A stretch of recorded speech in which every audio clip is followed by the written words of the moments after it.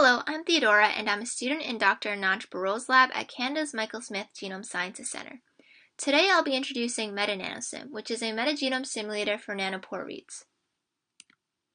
Metagenomic studies using long-read sequencing technologies, such as those developed by Oxford Nanopore Technologies, have been increasing in frequency due to the long read lengths it generates. However, compared to the short reads from Illumina, these long reads have high error rates and non-uniform error distributions, which necessitates the development of tools specific to long reads. Simulated data with known ground truth can facilitate the development of such tools. Shown here are a couple metagenome simulators that have been developed in the past few years, where the color of the arrows indicates a sequencing platform. As you can see, there's only one tool, MICROBIOME, that's capable of simulating ONT metagenome reads. However, it relies on third-party tools to generate read profiles and simulate reads. Specifically, to simulate ONT reads, it uses NanoSim, which is an ONT read simulator developed by our lab. Here we introduce Meta-NanoSim, which, as I mentioned earlier, is an ONT metagenome simulator that's implemented in Python. Shown here is the workflow, which consists of two stages. First is the characterization stage. Here, ONT reads are analyzed to accurately model the read length distribution and errors in the metagenome. The output of this stage are read length and error models, which are then used in the second stage, simulation. Here, single or multi-sample datasets of complex microbial communities with specified abundance levels can be simulated. In addition to the simulated reads, error profiles, which indicate where errors were introduced into the reads, are output. So now I'll explain a little bit more about the two stages. In the characterization stage, read length distributions and error models are determined from primary and compatible supplementary alignments. Compatible supplementary alignments are included in downstream analysis to account for reads that align to circular genomes or plasmids, as well as any chimeric reads that may be present. In the case of circular genomes and plasmids, reads may align to both the 5' and 3' ends of the reference, with only one of these being identified as the primary alignment. Similarly, for chimeric reads, a read may align to two different species.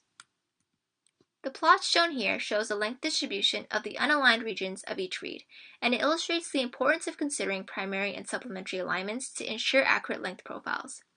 When chimeras are not detected, you can see there's a peak which is not present when chimeras are detected, due to the inclusion of compatible supplementary alignments in the analysis. Using the information from the alignments, we then model read length using kernel density estimation. Several aspects of read length are modeled, such as the length of the aligned region of each read, the ratio of unaligned region to the aligned region of each read, as well as other aspects. To model errors, specifically the probability of each error type, we use a Markov chain as shown here on the right. We also model error and match lengths using mixture models. Based on the empirical profiles generated in the characterization stage, reads can be simulated from the reference metagenome. During simulation, the species or strain to be simulated is selected based on the provided abundance profile. Then, we generate the simulated read lengths based on the length distribution. Next, we determine the error positions and lengths that will be introduced based on error models. We then extract the sequence from the reference and mutate it accordingly, and then add unaligned sequences to the 5' and 3' ends, the length of which is determined from the read length distributions. Finally, we output simulated reads and error profiles.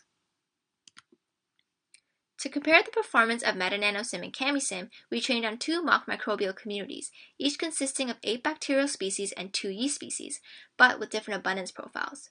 In one, the organisms were distributed equally, and in the other, the organisms were distributed on the log scale. All results shown here were trained on the log microbial community.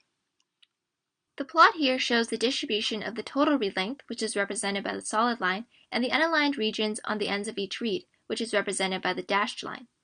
In both distributions, the read lengths of the simulated dataset from Meta-NanoSim closely follows the empirical length distribution. In particular, the simulated total read length distribution directly overlaps the distribution in the empirical reads. For MICROBIOME, which is in red, you can see that the simulated read lengths are inflated in comparison to the empirical reads. Although MICROBIOME uses NanoSim to simulate reads, it's using an older version which is unable to detect circular or chimeric reads. Additionally, the profiles used as input for the simulation stage are hard-coded. This plot shows the cumulative probability of consecutive matches and errors in empirical and simulated reads. Both Meta-NanoSim and ChemiSim mimic the mismatch and deletion events well when compared to the empirical dataset. However, Meta-NanoSim simulates insertion and match events better than ChemiSim. This is likely due to the reasons mentioned previously to justify inaccurate read length distributions from ChemiSim. When quantifying the ONT metagenome reads with salmon, we observed that the experimental species abundance deviates slightly from the expected values. Meta-NanoSim can mimic this behavior in simulation by adding some random variation when selecting the strain or species to simulate. Shown here is a variation, which is calculated by subtracting the expected abundance values from the abundance values measured by salmon, and this is plotted on a log scale. A two-sample KS test was used to compare the empirical and simulated distributions. We can see that the p-value is higher for Meta-NanoSim, indicating that it's more likely that the variation in simulated reads from Meta-NanoSim and variation in empirical reads come from the same distribution, whereas the difference between ChemiSim and the empirical distributions is marginally significant but still substantial.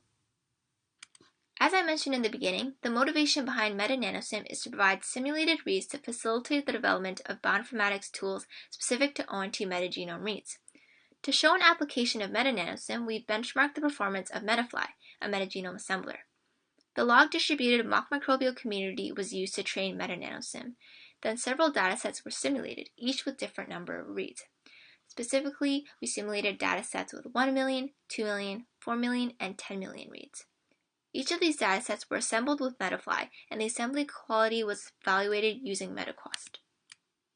Shown here are 4 plots, the top showing the read coverage, and the bottom 3 are the genome fraction percentage, NGA50, and the number of misassemblies for each assembled species, where the color of the bar indicates the dataset used for the assembly. The x-axis is ordered by abundance, so the species with the highest abundance is on the left. For the two species with the highest abundances, the genome fraction percentage is almost 100%, and we can see the NGA50 plateau.